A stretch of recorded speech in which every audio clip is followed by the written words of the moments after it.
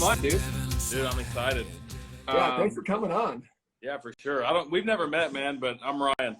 I'm Matt, by the way. Yeah, nice to meet you, and Dude. glad to have you on. I'm pumped that you're a Red Sox man. It's like one of my favorite teams of all time, so I'm excited to hear all about it.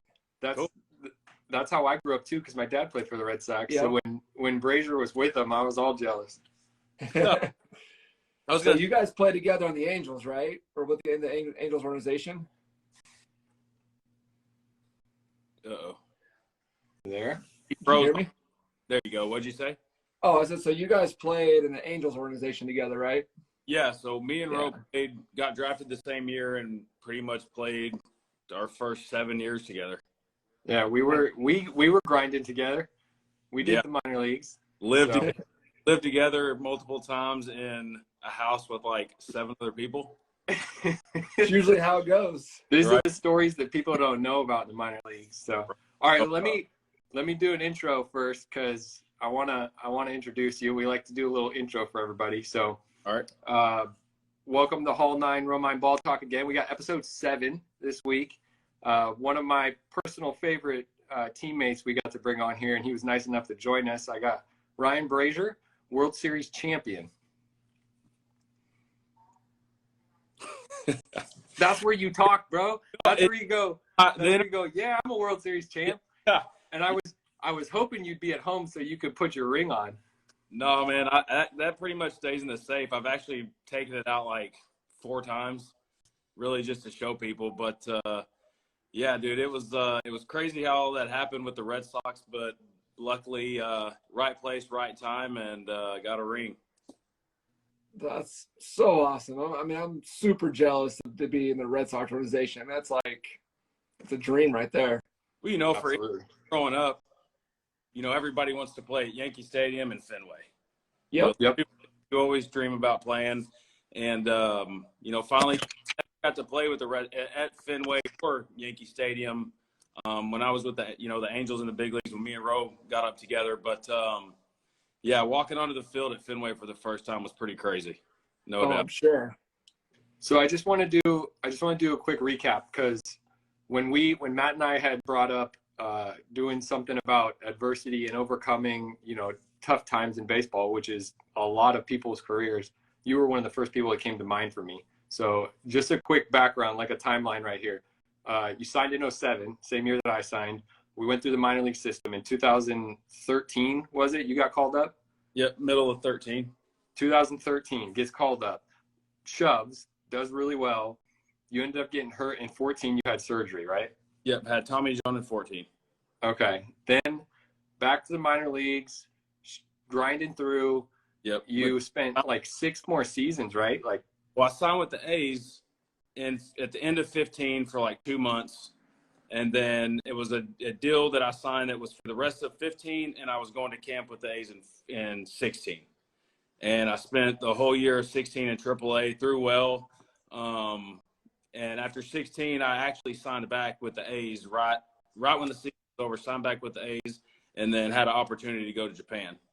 Okay. So, and that was 17 you went to Japan, right? Yep. So went to Japan for 17, and then came home from Japan, and really I knew I wasn't going back, and I went and threw a bullpen in Arizona for some teams, and I think like 11 or 12 teams showed up and threw well, throwing hard, and really I stayed in Arizona thinking, surely somebody's going to call. And a few weeks later, nobody had called. And so I went home and got home and was home for a couple weeks, and the Red Sox actually called the day spring training started for minor league camp, and went to spring training and threw actually really well, and then AAA big leagues, and still here. That's crazy. Still doing it. But when you made the decision to go to Japan, how hard was that decision to leave the possibility of getting back to the big leagues to go to Japan? Well, honestly, I thought in 16 I'd pitched well enough to be in the big leagues. And to a point where, being in the minor leagues for a few years, I was ready to honestly make some money. And Japan was calling, and I've heard nothing but, good things about going to Japan. And trying something new. And I went and did that, thinking that it might be a couple-year deal or whatever when I got over there. But was kind of minor leagues and big leagues over there. The team that I was on was actually really good, and we had signed back the same guys that were there the year before. And anyways, I was just really ready to come home, missing the family and that being, For sure. 14 hours apart it was really tough. And I was just ready to get back home and be closer to home. Right. So I want to go back to the beginning. So this is really big for a lot of people who want to move on. So a lot of the kids that we're talking to are young kids, little league, high school, things like that. And then we're also got some guys that are watching from like college who are trying to go pro. They're looking to move on. So give me a little bit of insight into that transition into professional baseball and that grind that you had to go through to make it to the big leagues. It's crazy because I feel like I'm super old, which I guess for baseball age I am. But, when we got drafted, it was like a known thing. You were going rookie ball, low A ball, high A ball, double A, triple A, and if you were lucky enough to get to the big leagues. You see guys now, they get drafted or they, sign or whatever, and they're in the big leagues in 2 years. Right. But early on, it was a grind. The paychecks and the housing and the travel, 15-hour bus rides are no joke. Having to play the day that you get in. We'd get to a place at 12 o'clock and have to be at the field at 3 ready to go, multiple days. And more so for, especially position players, Andrew playing every single day or a catcher. Could you imagine being a catcher, have a 15-hour bus ride and have to play that night? It sounds awful. It was awful, but it's what you do to hopefully get to where you want to be. Yep. Chasing the dream. Right. But yeah, and then grinded for a long time. All of us did. We came up with the same guys for 5 or 6 years, and luckily a few of us were able to get to the big leagues and keep going. Right. So let me ask you about the first surgery that you had, because this is really like your defining point in your career for a lot of people when you get Tommy John. And I know that mentally that's like a turning point in people's lives. Yeah, big time. It was scary for one. Nobody wants to have a surgery that, even as few as 6 or 7 years ago when I had mine, how scary it was that your career could be over, just like that, and nobody knows how it's going to be when you come back, if you come back. But, going through Tommy John rehab and seeing people that hadn't came back from the injury, it's always in the back of your mind. But I actually, it was pretty much a breeze. I mean, I really had very minimum like soreness and stuff, and it actually turned out really good. When I was in college, I was a catcher, and I got drafted as a pitcher without ever learning how to pitch. And when I had Tommy John, I think it made my career, honestly. Since I've had it, I almost had to teach myself how to pitch again. And the pitcher I was before Tommy John and since are two very different people. The stuff is pretty much the same, but finally figuring out how to pitch, like you said, redefining my career is definitely what it did for good, on a good thing. But For sure. But yeah, it was a long road, and I actually got to do a lot of my rehab at home, which made it good. Our daughter was just born, or no, Avery wasn't even born yet. She was born about 7 months after I had it, but my son Colton was around, and it actually made it easier to do it at home around people you want to be around. Yeah, that's awesome. So since we're talking about like overcoming adversity and helping people with this, explain like when you got hurt, like what your instant thought process was, and then how you created your game plan or how you were able to deal with, okay, I got to get the surgery, I got to rehab, I got to go. Because I'm sure when you got hurt, it wasn't just like, oh, we'll go get surgery and this will be fine. It was probably like a little bit of a panic, a little bit of a, what's going to happen here? Definitely goes through your mind, like, if this doesn't help, what next? Because if right. you have surgery and you don't come out the other side of it healthy, you're in trouble. You know, you may not be able to play baseball anymore, or, you know, there's lots of, you know, there's guys that still have problems that had surgery, you know, 10, 12, 15 years ago that either didn't heal right, or, you know, something happened again. And luckily, you know, knock on wood, so far I've been very lucky that my arm has been okay since my surgery. But Sure. definitely the rehab stuff was tough, you know, going and doing the same thing every single day and not being able to throw for, you know, 6 months or 7 months, however long it was. But, you know, from before I had surgery through the time I got to throw. And then once you start throwing, it's such a slow process that, you know, mentally it's a grind too, as much as physically. So I was going to ask you, what are some things that you woke up every day thinking, or even having to tell yourself? Because the myth of, you know, I wake up and I'm a grinder and I'm ready to go every day. That's bull. That's bull. Nobody wakes up that way, right? That's a myth. That's that stuff on the internet that you see. That's that highlight reel. There's multiple days, even when you're a Major League Baseball player, when you wake up and you have to go, I just had Tommy John. My arm is messed up right now, and I need to wake up, and I don't want to get out of bed. I don't want to do this. So what were some things that you kind of used? I know you mentioned your family being around and being at home was huge. Honestly, you know, when you're not around them, so like even last year when I had my calf and then I got the line drive, you know, it was harder, way harder here. You know, you're around more people that you don't really know, because especially, you know, when you're in the big leagues and the guys that are in, you know, rookie ball, you don't really get to know any of them, which I know a lot of them now because I was here last year. But even being at home, you know, you have to wake up mostly having a positive, you know, outlook on it. You know, I was very every day I wanted to try something different, you know, especially with Tommy John, because all I wanted to do was get back. And every day I wanted to try something that was harder, or, you know, whether it was shoulder program or, you know, flexibility in my forearm, I always wanted to try to go the extra step just to see and test myself to see if I was ready for, you know, the next week, or get faster, or get, you know, progress. That way I'm only missing 11 months instead of 12 months, which, right. You know, obviously Tommy John is a serious deal that takes, you know, 12 months, they say, or whatever. But I think just really pushing it, and if you can push it and still feel good, obviously you want to go back the next day, because if you keep doing it and building on that, it's just going to make you feel better and kind of take your mind off of the actual problem, I guess.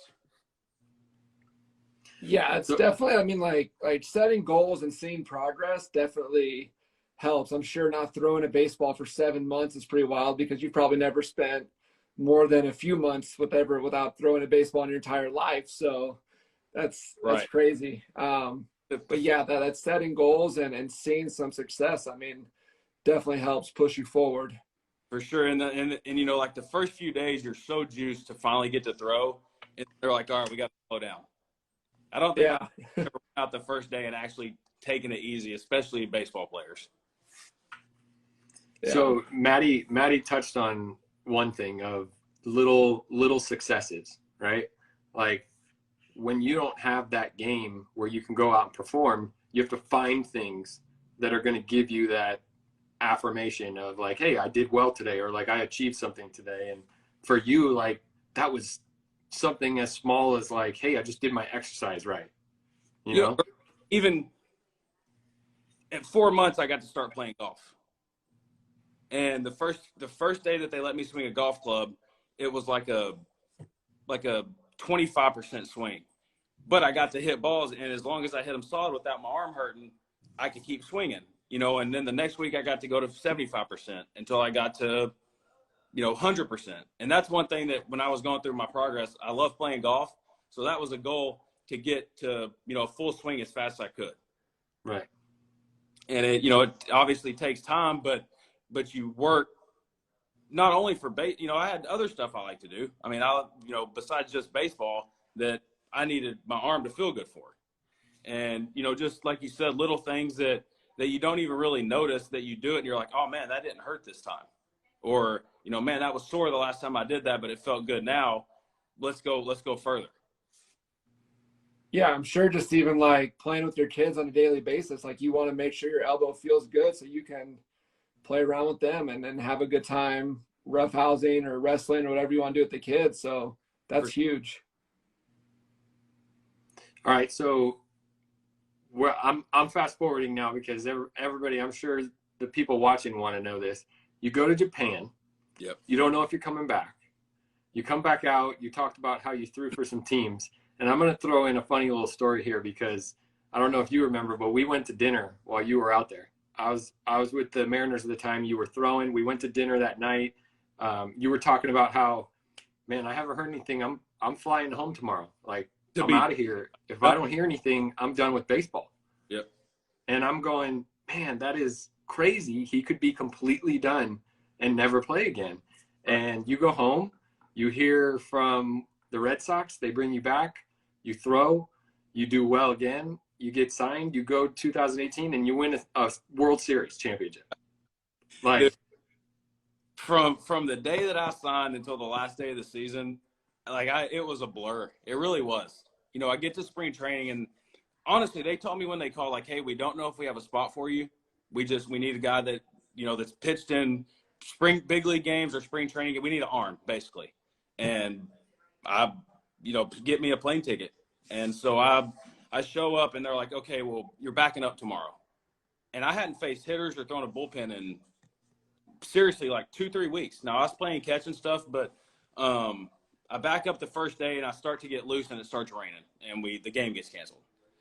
And so obviously I'm up here like ready to go and then I don't pitch. So I'm like, man, and the adrenaline like really like I was like, okay, I'm good. So the next day they're like, all right, you're backing up, and I don't pitch again. And I'm like, dang, I got to throw. So I asked the Red Sox, and they let me throw a bullpen, and they're like, okay, well, you're backing up tomorrow. Well, I finally get in the game, and it's just one of those things, man. You know how it is. Everything clicked for obviously the whole year, but I go to spring training, and I threw, I don't know, 8 or 9 innings, all in big league camp, and threw really well, and went to AAA, and kind of just the rest of the, is history, I guess. But it was a blur, man. And the playoffs, the family, everybody was there, and it is so exciting that you almost don't remember all of it. And I'm sure. Blur for sure. That's crazy. That's such a cool story, man. I mean, it's like one of those like movies you see, you're like about to be out, and next thing you know, you're winning a World Series and on one of like the most historic teams in the history of baseball. Right. It really, he's throwing to high school kids in the off season or something. Yeah. It really is insane to go back and look that, like he said, I was seriously considering being done. Like if nobody called, I wouldn't have had a job. And the Red Sox were the team that called. That's crazy. So, I mean, yeah, that's crazy. So, I mean, these are pretty big events we've talked about. Let's talk about like some game time adversity. Like how do you deal with, like, let's say you have an inning where the umpire's squeezing you, you get through the inning, you've got to come back out the next inning. How do you, like, what's your routine, I guess, in the dugout to mentally prepare for that next inning, knowing that you just went through some bull crap with the umpire and now you've got to come back out and refocus? Like, how do you handle that? Both of you guys know the biggest thing about baseball is turning the page. Yep. There's nobody that's ever played the game that's been 50% or better. Hitter, pitcher, it's impossible to be – for hitters, it's impossible to hit 500. Like, that's never going to happen. If you hit, 25%, you're making money and playing a long time. Yep. Baseball.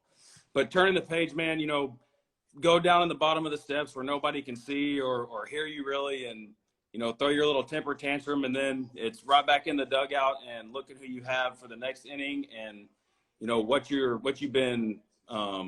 you've got them out with in the past, what they've got you with in the past, and try to get a game plan to go out and adjust to the umpire. Like you said, if an umpire is squeezing you, you have a good idea whether he's squeezing you on one side of the plate or the other. So you kind of got to tailor your way to how you're going to pitch to what he likes to do. Yep. And one thing that you said that I think is really important, that I think people like don't understand, is it's okay to have like that first initial reaction. Like you said, go down the dugout, have your little temper tantrum. Like, it's okay to react. It's okay. Like, you don't want to obviously like lash out and get thrown out the game, but it's okay to have that initial reaction. But it's how you that next step, like how you approach your next step, is what determines your success. Like, if you can have your temper, you can flush it and go right back out and perform, you're gonna have success. But if you have that temper and then it carries on the dugout and you're feeling bad about yourself, and then you get on the mound and you're like, screw this guy, I'm just gonna throw as hard as I can. Next thing you know, it just like snowballs and you're probably out of the game within a couple batters, and it's just not a good night. Right. And when I said temper and tantrum, you know, going down and, you know, like I grab a towel and squeeze it as hard as I can. I go in the dugout or underneath, or, you know, I know some people that slam a bottle of water, or, you know, chew 3 pieces of gum as fast as they can, you know, whatever it is to clear your mind, to get you back in the right focus to do your job. As long as it's not punching a wall or a door or something and breaking your hand. Right? That is. No, but I mean, we've all seen it where, I mean, I'm a position player, so like we've all seen, or we've been there where a guy hit a line drive in the right center field gap, the center fielder dives and catches it, and you slam your helmet on the ground. Like, right. It doesn't look good. In the moment, it probably felt kind of good, but it looks terrible. But then it's like, okay, now that jog to your position, how you prepare with your ground balls, like that's what's going to dictate the rest of the game for you, you know, and that part of it's big. Right. You know, baseball luckily is a sport where you actually get time to calm yourself, or, you know, take a breath and reset. You know, it's not constant. You know, football, it's a play and then you're back on the line and run another play. Or basketball, you know, you have timeouts, but baseball is a sport. You get time to really control yourself, you know, I guess. And if you take advantage of that time, it can be very beneficial, but you can also have that time where you've got 5 minutes, and if you're in your head constantly about what you just did, it's like, it could be really, really bad. So you've got to be able to clear that and clear the mechanism. You know, right. And it's the same exact thing for, you know, having success. Yep. You know, if you hit a home run, you run around and you touch home plate, you know, you're pumped for, you know, a few minutes or till the end of the inning. But once you step out of the dugout, it's back to, you know, like it never happened. Just like if bad things happen, you know, it's always a reset. And I think it's, you know, important for both sides. Like if I punch a guy out on the mound and I'm thinking about striking him out when I go make my next pitch to the next hitter, you know, I'm not fully invested in that pitch or that. You set a timer, Romine? No. What? I didn't know it was going to beep. We I go was like, too somebody's long all house the on time. fire? Oh, We go too long. We could go as long as we want, Brace. That was us, because we're always saying we got 15 minutes and we're trying to keep it short, and then we never do it. So you set a We're timer. always at like the half-hour mark, like, all right, well, we could do this for another hour probably, but. Well, No, yeah. but, all right. So one thing that I heard you talk about that kind of resonated with me as you were saying it was, once something happened, even if it was positive or negative, you started to fill your head with things that you needed to do instead of things that happened. So you were getting squeezed. You didn't come back out thinking about being squeezed. You came back out thinking, who am I facing? What are his power spots, and what are his negatives, you know? So you were filling your head with things to distract you basically from what had just happened. Right. And not just, you know, anything more positive. You know, I go and look at what I got this guy out with, or, you know, I'm not going to let this guy beat me. You know, I'm not going to throw this pitch where his, like you said, hot zone is, or, you know, and, you know, like baseball to me is one of the, you have to be positive. I feel like if you are any type of, you know, mad or negative, or you're already done. Yeah, definitely snowballs very, very fast if you're negative. It's like the ball finds you. As soon as you start having negative thoughts, like, routine ball at you, takes a little bit of a funny hop. Now you got another air. You know, and it's normal. And that's the thing is everybody does it. You know, there's nobody that's never not, you know, you throw a good pitch and a guy hits a missile to right field. You know, 100% I've sat on the mound and I'm coming set like, damn, how did he hit that pitch? And then I throw my next pitch. I mean, it's you know, everyone does it, but limiting the amount of times you do it is how you have more success than not. Yeah. All right. So what's the biggest thing other than what we've talked about so far? What's the biggest thing you've had to overcome? So last year, the last day of spring training, I tore my calf. And I stayed in Florida and was rehabbing. Well, the day that I was supposed to leave Florida to go to Boston to throw in AAA, which is right outside of Boston, I took a line drive to the back of the ear. And it was 105. And that turned from being ready to go like June 4th to I didn't pitch in a big league game until September 7th or something, or 10th or whatever it was. But I've never been scared to get on a baseball field. Right. And 100%, you know, something like this happens. It tests you for sure. You know, and Absolutely.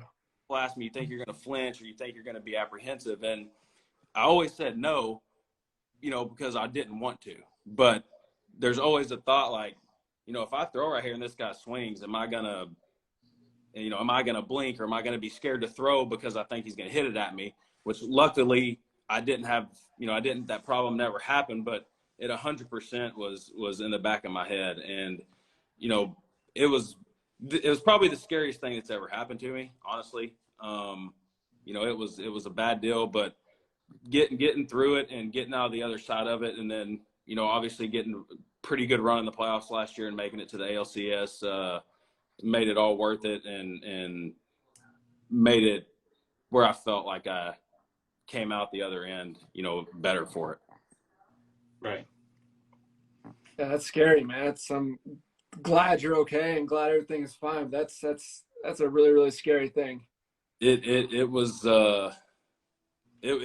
tough too. I mean, I still have some little stuff going on like ringing ears and headaches sometimes, but it could have been worse, I guess. It could have been a lot worse. Could have been a lot worse. That's right. So we remember the time that we were in Cape Cod and I got hit in the head square to bunt.